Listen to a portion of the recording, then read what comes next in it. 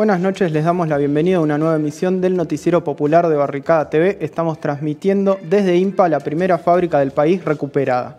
Este sábado, al mismo tiempo que renunciaba el ahora ex ministro de Economía Martín Guzmán, la vicepresidenta Cristina Fernández de Kirchner habló en un acto en Ensenada y mencionó la necesidad de debatir un ingreso básico universal. En este sentido hay que mencionar que en mayo pasado había sido presentado un proyecto de lo que se llama el Salario Básico Universal. El proyecto lleva la firma de los diputados nacionales Itay Hackman, Leonardo Grosso, Federico Fagioli y Natalia Saracho.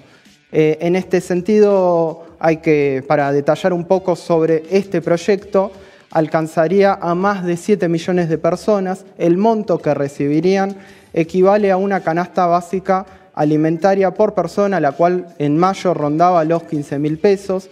Estas 7 millones de personas, más de 7 millones de beneficiarios y beneficiarias que mencionaba, son quienes no tienen un empleo formal, así como los trabajadores y trabajadoras en relación de dependencia de menores ingresos, que no cobrarían el monto total, sino una parte, un porcentaje de él. Para hablar un poco sobre este tema, estamos en comunicación con Nicolás Caropresi. Él es referente nacional del Movimiento de Trabajadores Excluidos. Nicolás, te agradecemos por esta comunicación. Quiero pedirte en principio que nos cuentes por qué es necesario implementar este proyecto. Mira, nosotros consideramos, primero, que hay una discusión dando vueltas todo el tiempo alrededor de si los compañeros de la economía, primero si los compañeros de la economía popular trabajan o no trabajan. Eso llevó a la discusión de el salario social complementario, que muchos llaman planes, que si eso fabrica vagos, o esas discusiones políticas que hay de fondo. Lo cierto es que nosotros lo que vemos que está pasando, que es un fenómeno mundial que se acrecienta en el país a través de las crisis que venimos sufriendo, desde la pandemia, el impacto global que ha tenido la guerra, esos millones de compañeros y compañeras que de alguna manera están garantizando su ingreso en este momento, no les alcanza para llevar una vida digna por los costos que está alcanzando la vida en este momento. Para salir de cualquier discusión de si los planes o el salario social complementario se utilizan en beneficio de determinadas orientaciones políticas, o hay coacción o hay extorsión, nosotros creemos que lo primero que hay que discutir entonces es cómo garantizamos la dignidad mínima de millones de trabajadores y trabajadoras a través por lo menos del ingreso, porque lo que hace la economía popular organizada es además mejorar las condiciones de trabajo, mejorar los ingresos autónomos que genera ese trabajador, es decir, el cartonero, la posibilidad de establecer cooperativas para comercializar con la industria directamente y eso mejorar los precios. El tema es que organizar a 7 millones de personas en la unidad productiva que llevan adelante las organizaciones sociales es imposible. Entonces, lo primero que creemos que hay que hacer es que para afrontar la situación de crisis estructural en la que se encuentra el mercado de trabajo argentino, lo que tenemos que discutir primero es cómo vamos a garantizar la dignidad y por lo menos que no haya argentinos por debajo de la línea de indigencia en nuestro país, en el país fabricante de alimentos y todas esas cuestiones que se hablan todo el tiempo. Entonces, la necesidad tiene que ver con que realmente lo que está pasando es que el mercado del trabajo no está resolviendo la situación de ingreso de millones de personas. Eso quiere decir que hay millones de personas que no alcanzan a comer las comidas diarias que necesita un ser humano para vivir y autorreproducir sus células, por decirlo de alguna manera.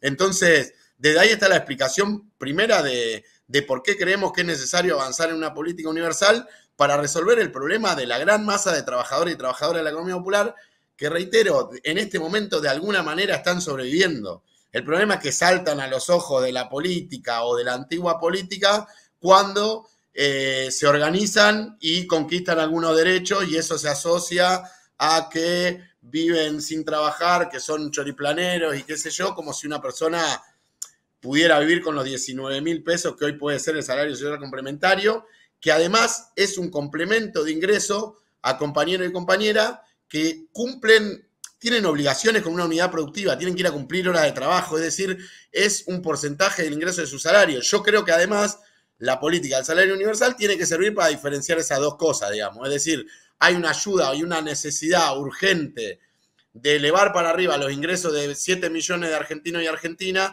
porque no están sobreviviendo, y eso al mismo tiempo hay que entender que existe un sector organizado en cooperativas que cumple horas de trabajo, que tiene que cumplir con determinadas obligaciones, que es diferente al sector universal o desorganizado que existe en la Argentina. Pero básicamente creemos que estamos en una situación de crisis donde la situación de empleo no se resuelve. Podemos seguir discutiendo en cuál va a ser el camino de resolver la situación del empleo. Cuanto más rápido lo hagamos, menos tiempo va a durar un salario universal, porque he escuchado algunos argumentos recientemente que para discutir con el salario universal o con la necesidad de un salario universal, lo que dicen es: no, lo que hay que discutir es la necesidad de generar empleo. Por supuesto, estamos todos de acuerdo que hay que generar empleo. Nadie quiere que la gente sobreviva como puede revolviendo la basura y comiendo la basura. Lo que hacemos las organizaciones es que esos compañeros y compañeras puedan realizar ese trabajo de una manera digna y garantizando ingresos. Eso es lo que hacemos desde las cooperativas, de las organizaciones sociales. Al mismo tiempo, ¿por qué es tan injusto que al que no llegamos? Lo que es injusto es que al que no llegamos a través de las organizaciones sigue trabajando en esas condiciones y no sigue alcanzando la línea de indigencia, por lo menos. Entonces, desde ahí es que planteamos la discusión, y mientras tanto resuelvan el problema del empleo, que cuando el problema del empleo se resuelva, esos compañeros y compañeras van a ir hacia el empleo. Si son mejores condiciones de trabajo, si garantizás las jubilaciones, si garantizás las vacaciones, si garantizás todos los derechos que tiene cualquier trabajador, no, y lo garantizás bien, digamos, porque ahora el problema que estamos teniendo es que muchos trabajadores conveniados están por debajo de la línea de pobreza, y eso es también una discusión que tenemos que tener, como la situación de precariedad absoluta en la que están viviendo los jubilados que hoy intentan vivir con la mínima. Entonces, desde ahí es que estamos afrontando esta discusión. Creemos que ya ha alcanzado, digamos, niveles de, por lo menos de acuerdo en la discusión en todo el arco del gobierno nacional. Entonces, si ya estamos todos de acuerdo, avancemos en una política concreta. Veamos cómo. Si empezamos por segmentos, si vamos definiendo determinadas zonas por donde se empieza a aplicar según la urgencia que haya en las necesidades de la gente, etcétera. Busquemos la discusión. No digamos si tenemos la plata o no tenemos la plata, porque una vez que se definen las políticas, se ordena al Estado en función de ejecutar esas políticas, y eso es lo que tenemos que estar discutiendo en este momento. Nicolás, te quiero plantear un argumento que usan algunos sectores de la izquierda, que lo plantean presuntamente o lo argumentan como si fuera una opción superadora al salario universal básico, que tiene que ver con reducir la jornada laboral, lo cual, según argumentan, generaría la cantidad de empleo suficiente para absorber a quienes están desocupados o trabajan en la informalidad o trabajan en la economía popular. Antes de que me contestes, quiero aclarar que, por lo menos desde este canal, apoyamos las dos cosas, ¿no? El salario universal y la reducción de la jornada laboral. No creemos que sean contrapuestos, pero me interesa conocer tu argumento como respuesta a este planteo. Mira, nosotros pensamos exactamente lo mismo que vos, digamos. En eso es como, o sea, lo que acabas de plantear vos. Nosotros creemos que tiene que haber salario básico universal, y también hay que reducir la jornada de trabajo para el trabajador conveniado, digamos. Ahora, desde el lugar que hablamos nosotros y el sector al que nosotros representamos, la necesidad urgente es la del salario básico universal. Si nosotros, es más, en los planteos que hacíamos en los encuentros de movimientos populares con el Papa Francisco, en el último encuentro que hicimos, en el discurso del Papa Francisco, como para llevar, digamos, desde la izquierda hasta la iglesia, el Papa hacía exactamente el mismo planteo, y fue el cual reproducíamos acá de la consigna Tierra, Techo y Trabajo, que es ingreso universal para todos, reducción de jornada de trabajo, porque todo lo que implique avanzar en mayores niveles de dignidad para el pueblo argentino, nosotros vamos a estar de acuerdo. Yo no creo que sean contrapuestas la necesidad del salario básico universal con la de la reducción de la jornada laboral. Ahora, dudo mucho que la reducción de la jornada laboral resuelva la totalidad del problema. Puede resolver gran parte, un 60-70% del problema. Creo que el problema va a seguir estando. Va a haber, en vez de 7 millones, quizás tengamos 3 millones en esta situación. ¿Y qué vamos a hacer con esos 3 millones? No, bueno, esperemos hasta que se reduzca otra vez la jornada laboral. No, yo creo que son luchas que van de la mano, pero son luchas que tenemos que lograr hacer que el Estado las discuta en términos de de planificar cómo vamos a ordenar el mercado de trabajo en la Argentina, contemplando las nuevas situaciones que existen. Y todo lo que sea generar nuevo empleo va a tener el acompañamiento total del MTE, de la UTEP, etcétera, porque nadie está en contra de que se genere empleo. Ahora, el discurso de que vamos a generar empleo, de que vamos a hacer esto, lo venimos escuchando ya hace por lo menos 20 años. En algunos años hubo más empleo, en otros años hubo menos empleo. Lo que siempre hubo en esos años y lo que nunca dejó de crecer son los niveles de excluidos que se tenían que resolver la vida como podían, como ellos podían y contra todo, y en la mayoría de los casos criminalizados,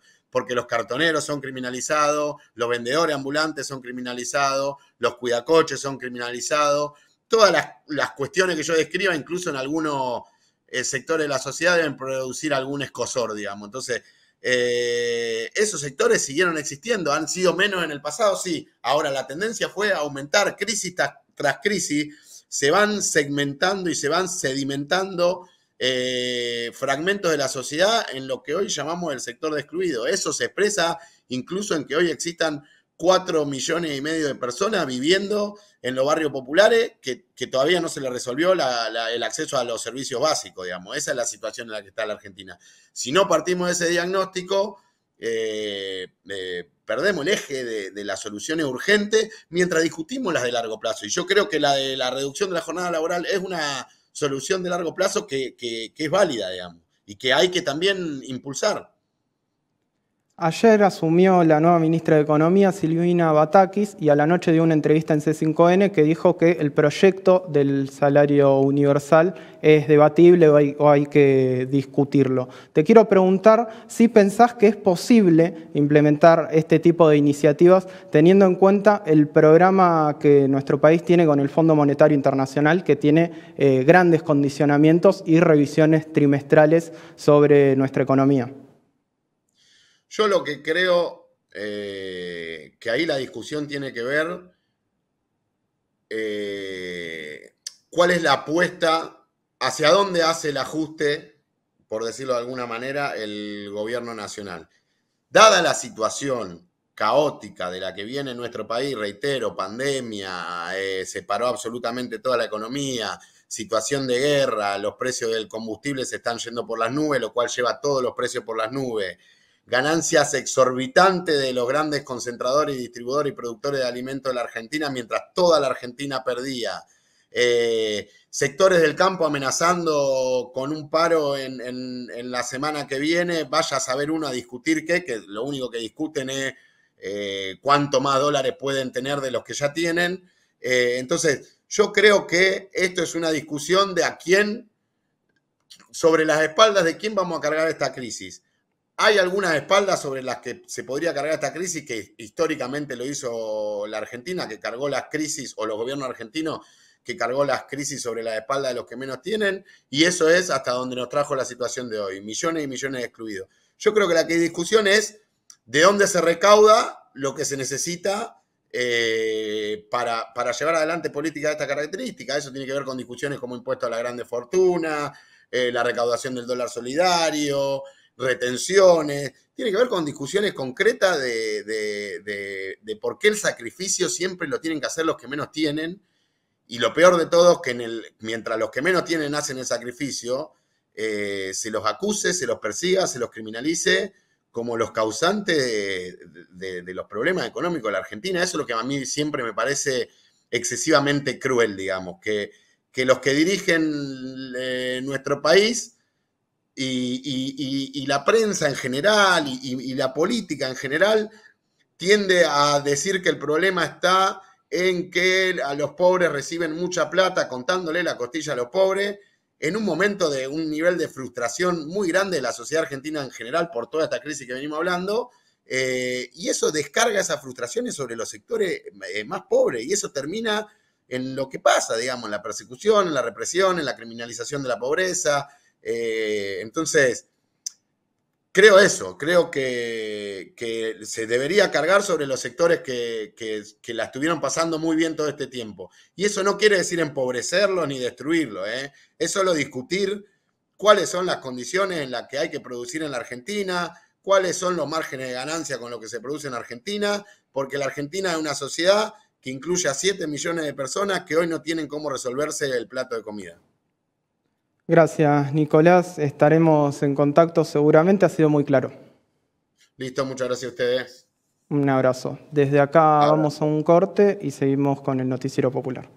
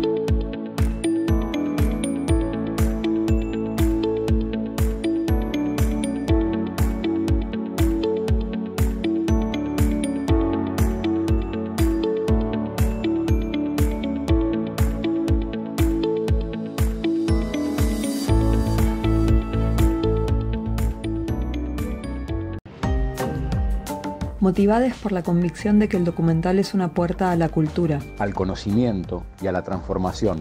Nos encontramos desde la diversidad de contenidos y de lenguajes. Poniendo la mirada y el cuerpo, creamos y recreamos un nuevo cine latinoamericano. Un cine activo que construye identidad y memoria. Estamos convencidos de que la mirada individual o colectiva es el valor humano que nos permite una relación viva con el público. Para debatir nuestro pasado, nuestro presente y los caminos futuros. Trazamos propuestas políticas sobre las diferentes formas de producción y distribución.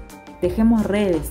Expandimos las fronteras de nuestro cine. Porque estamos convencidos que es necesario solidarizar el acceso a la información y promover miradas emergentes. Nacimos registrando las movilizaciones de diciembre del 2001. Con una perspectiva que a lo largo del tiempo se nutrió de múltiples fuentes artísticas y políticas. Buscamos comprender, transformar y denunciar fenómenos sociales. Haciendo nuestras películas, pensamos colectivamente el futuro. Somos DOCA, documentalistas de Argentina, defendiendo nuestra soberanía audiovisual.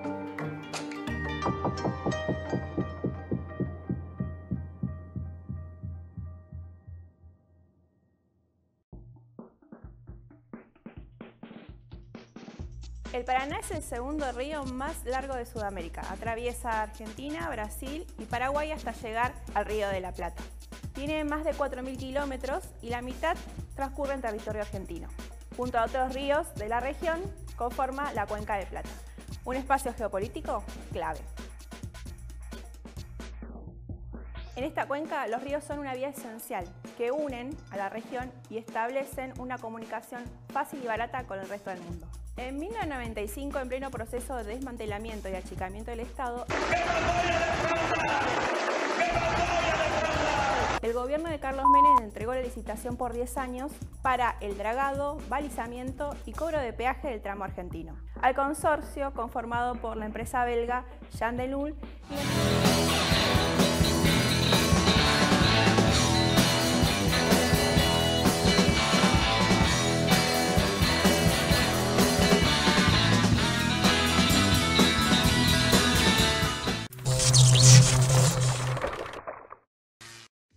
En el bloque anterior comentábamos de los cambios en el Ministerio de Economía. Salió Martín Guzmán, ingresó Silvina Batakis Todo esto se hizo en medio de un gran ruido político, una crisis que además profundizó la corrida cambiaria que había comenzado la semana pasada. Sobre estos temas habló Julio Gambina en su columna semanal sobre economía política. Vamos a verla. Renunció Martín Guzmán al Ministerio de Economía y ha sido designada Silvina Batakis en un fin de semana de muchísimas tensiones. Digamos que la renuncia y la designación están asociadas a una crisis política dentro de la coalición de gobierno y tiene que ver con diferentes lecturas que hay sobre el acontecer económico, principalmente con el tema de la inflación y los problemas que generan tensiones, no solo en la coalición de gobierno, sino con la coalición que disputa el gobierno por derecha y, digamos, con el conjunto de la sociedad argentina, especialmente los sectores populares más desfavorecidos por el tema del encarecimiento de los precios. Y por lo tanto se viven momentos de mucha tensión en la Argentina. La primera respuesta del poder económico en la Argentina, los sectores especulativos, los grandes productores y exportadores presionaron fuertemente ya en el fin de semana pasado con el tema de la cotización, intentando presionar para una devaluación o una aceleración de la devaluación del tipo de cambio oficial, algo que venía ocurriendo en la última etapa del Ministerio de Economía de Martín Guzmán y avalado obviamente por el presidente Alberto Fernández. Por eso generaba tensiones y lecturas distintas en el frente de todos y qué hacer en política económica. La primera respuesta de la nueva ministra de Economía, Silvina Batakis, es: no vamos a avanzar en una devaluación, ya que el tipo de cambio oficial es competitivo y por lo tanto vamos a ir contra las maniobras especulativas de los remarcadores de precios. Bueno, habrá que ver qué ocurre en el mercado financiero. Hay una presión con desmoronamiento de las valorizaciones de los títulos públicos de la Argentina. Digamos que hay una fuerte presión política del poder económico para tratar de torcerle el brazo en los primeros momentos del ejercicio del Ministerio de Economía de Silvina Batakis. Y uno de los temas más importantes a pensar no es solo qué hace el poder económico, cómo presiona el poder económico, cómo responde el gobierno, sino que lo que importa es ver cómo responde el conjunto de la sociedad. Obviamente lo que primero siente es un nivel de protesta importante o descontento, si se quiere, con la situación económica por la disminución de la capacidad de compra de los ingresos populares, salarios, jubilaciones, beneficios sociales.